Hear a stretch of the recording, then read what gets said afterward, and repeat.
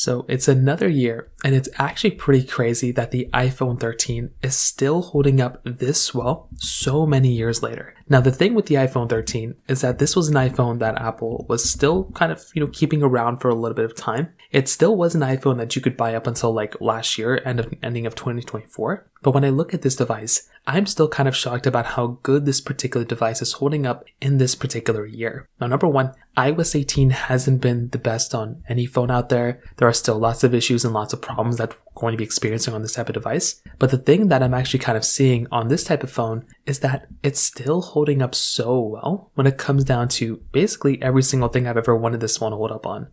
Now, we'll hit on some downsides of this phone later on, but number one, the feeling of this phone in the hand. It still feels like a very expensive phone. The only thing that is even kind of different between this phone and the iPhone 16s is the frosted glass back and the dynamic island. Other than that, you're kind of getting the same feeling of the phone, but of course the 16 has a lot more features going on with it. But I still like the iPhone 13 a lot because it still feels very expensive when you're going through and like you're holding this type of device. Now that's that. Another very big thing to keep in mind with the iPhone 13 is that it still is giving you a lot of cool stuff when it comes down to its performance. The performance of the iPhone 13 is still very much up there. It's still giving you the Apple A15 Bionic chip, and it's still giving you 4GB of RAM, which is actually pretty decent. And to have that type of performance level inside of this type of device, I think is actually very, very important to have. And I do think if you are going to go through and pick up a phone, like I said before, it's very nice to go through and have a device like this that's going to be giving you that type of capability. So from that side as well, that genuinely does get a thumbs up for me from the performance side. And even from the battery life perspective, I was actually still getting fairly decent battery life inside of something like my iPhone 14, inside of something like my iPhone 13. So even my iPhone 13 is still giving me very, very good type of performance,